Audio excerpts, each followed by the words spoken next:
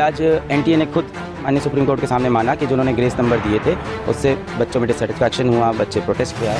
क्या ग्रेस देके क्या उन्होंने खुद बताया था? नहीं बताया था। जब हमने 719 स्कोर पकड़ा, 720 तब बताना। तो क्या एनटीए और भी ऐसे बहुत चीजें करता है जो हमें पता नहीं चलती?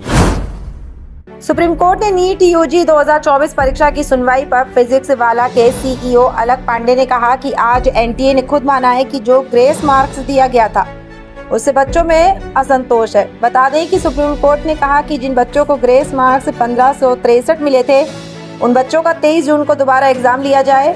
अब इनमें से जो बच्चे फिर से एग्जाम देना चाहते हैं वे दे सकते हैं, जो नहीं देना चाहते उनका असली स्कोर रहेगा।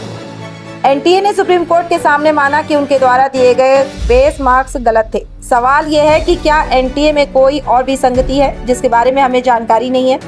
पेपर लीक का मुद्दा खुला है और उस पर सुनवाई जारी रहेगी।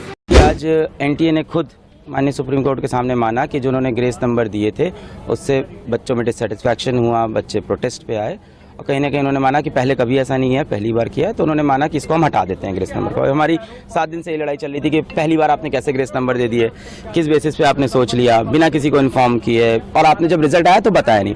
अब इससे मेरी प्रॉब्लम क्या क्या, और उन्होंने जज एनटीए ने ये बोला है और माननीय सुप्रीम कोर्ट ने भी एग्री किया है कि जिन बच्चों को ग्रेस नंबर मिले थे 1563 उन बच्चों का या तो री एग्जाम हो जाए, जो कि इन्होंने डेट दे दी है कि अप्रॉक्सीमेटली 23 जून को, या तो वो बच्चे अपने बिना ग्रेस के जो नंबर हैं उस पे हैप्पी हो जाए, यानी उनका ग्रेस नंबर काट दिया जाएगा। ठीक है, अब री एग्जाम हो उन बच्चों का जो देना चाहते हैं 1563 में से, और जो नहीं चाहते हैं उनका ओरिजिनल स्कोर रहेगा। फिर रैंक पूरी शफल हो, उसके बेसिस पे काउंसलिंग हो। पर इसमें मेरे कुछ पॉइंट्स हैं, 3 पॉइंट्स हैं मेरे। सबसे पहला पॉइंट ये है कि आज एनटीए 7-8 दिन बाद आके माननीय सुप्रीम कोर्ट के सामने खुद एग्री करता है कि ग्रेस वाला जो पूरा हमने जो किया है ये गलत है, इसको हटा देते हैं। कहीं ना कहीं एग्री किया। सवाल ये उठता है ग्रेस देके क्या उन्होंने खुद बताया था? नहीं बताया था। जब हमने 719 स्कोर पकड़ा, 720 तब बताना। तो क्या एनटीए और भी ऐसे बहुत चीजें करता है जो हमें पता नहीं चलती? क्या और डिस्पेरेंसीज है जो एक बार हमें अंदर घुस के देखनी चाहिए?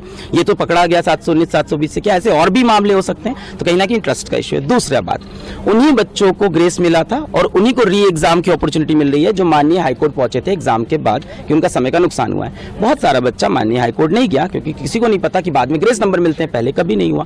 और 18 साल के बच्चे को नहीं पता है कि मुझे पेपर लिखने के बाद अब हाईकोर्ट जाना होता है।